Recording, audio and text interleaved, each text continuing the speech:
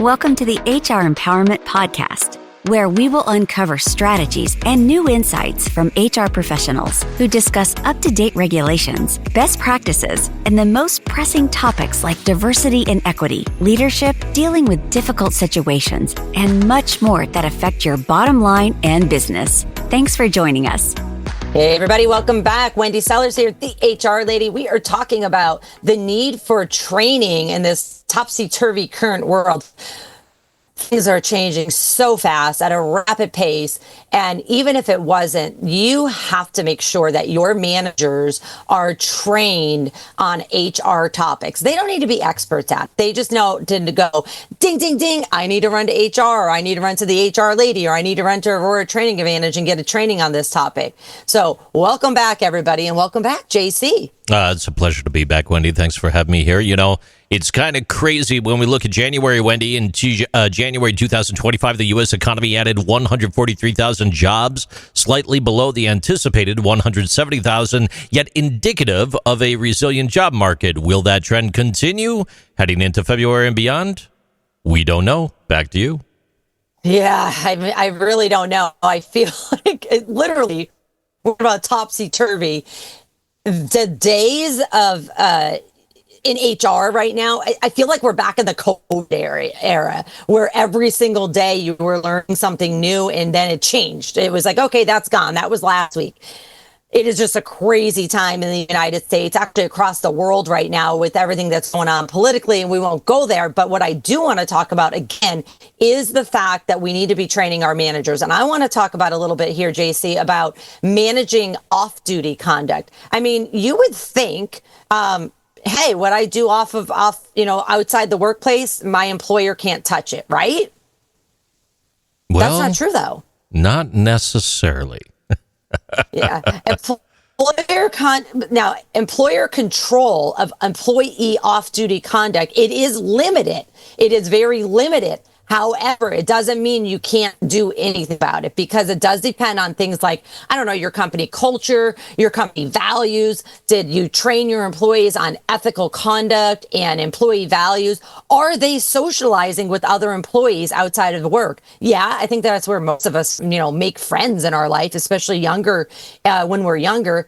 Our coworkers become our friends, and then we go out and we maybe go on vacation with them. We act a fool with them downtown on a Friday night. And now everything's caught on camera. Everything goes on YouTube. Everything goes on Instagram and Facebook and all the other social media.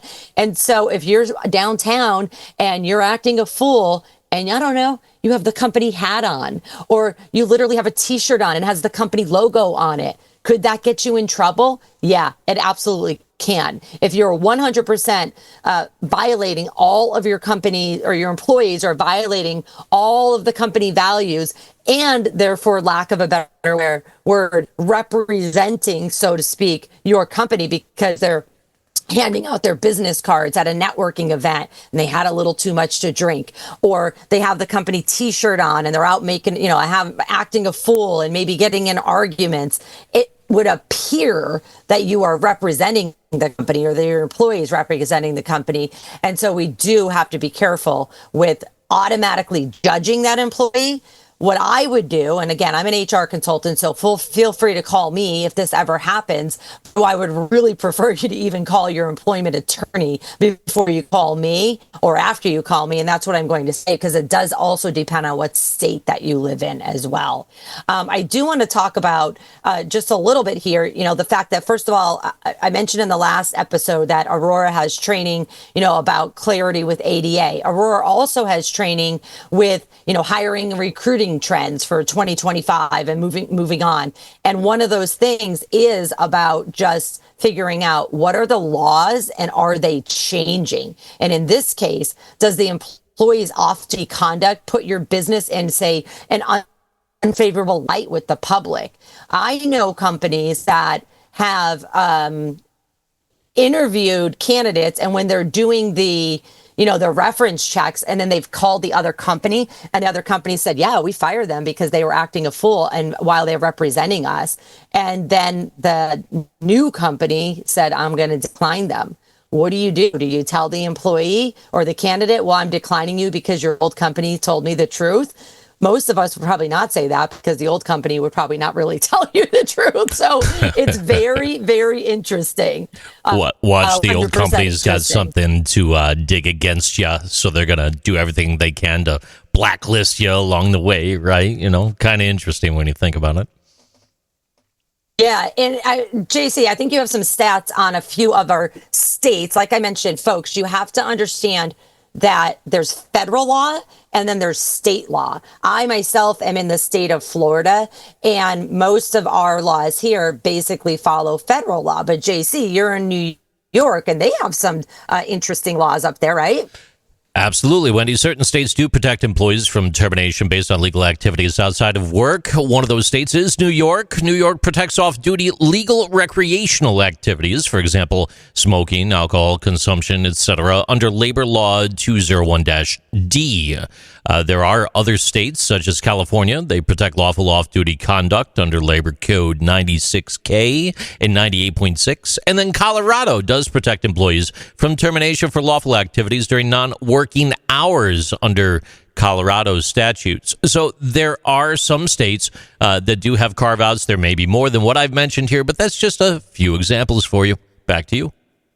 Yeah, you always know California is going to be in there, right? California has the craziest laws.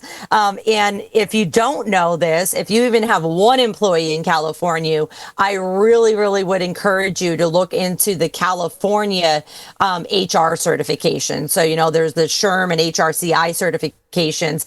California has their own certification because their HR laws are so insane. And it's for, it's for good reasons, but you do have to be careful. California, New York are hot. I would say all the entire West Coast are hot on all kinds of laws. So with that said, one other thing that I wanted to mention real quickly was marijuana in the workplace. And we are going to be having an entire episode on that coming up soon. So I won't go too detailed into that, but please do come to our marijuana in the workplace training and then come back to the podcast on marijuana in the workplace. But cannabis use is another thing that you should be considering when you're talking about off-duty conduct, because certain states say, you know what, hey, it's legal here and you cannot judge or hold your employees accountable for using marijuana because we have laws, where other states, such as, I'll just say Florida, we have medical marijuana here, but it's still federally illegal, but that may be changing soon as well. So please check into that thing alone. Now, that doesn't mean that somebody could be stoned in the workplace, because then that goes back to an OSHA violation. So come back to our training on that.